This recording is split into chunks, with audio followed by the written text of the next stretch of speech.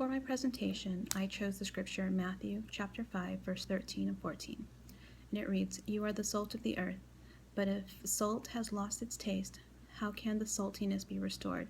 It is no longer good for anything, but is thrown out and trampled underfoot. You are the light of the world. A city built on a hill cannot be hid." In the literary world, in Matthew chapter 5, verse 13 and 14, Jesus is talking to his disciples. He is letting them know that they, his disciples, are in their prime character form. They have been called to do a visionary work, and Jesus expects them to help save the people on earth from moral decay. Jesus' disciples are the salt of mankind. They need to use the laws that Jesus had taught them to help preserve the rest of the flock. Those who no longer are preserved by the salt, in a sense, would begin to spoil and become no longer good. But just because someone is beginning to spoil, it does not mean that they've lost their salvation. It just means that they are no longer living a Christ-like lifestyle. And as a disciple of Jesus Christ, they must carry the light of Christ, which he has given them for the whole world to see. Historically, among the ancient Hebrews, salt was an indispensable element, having both temporal and spiritual uses.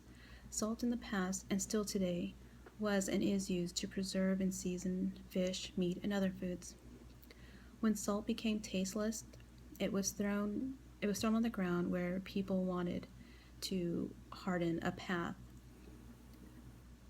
People would walk over the salts and trample it into the ground.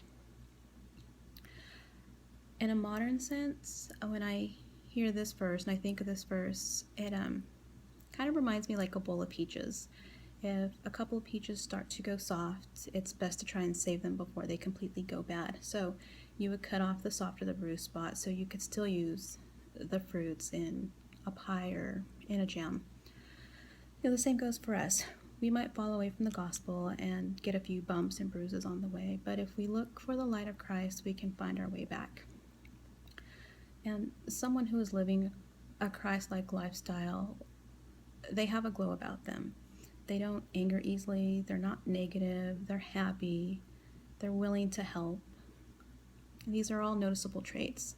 It's like the beautiful house that sits on top of a hill. When you're going out of town, you see that house and it catches your eye and you just see the beauty in it. And I think the same goes for us.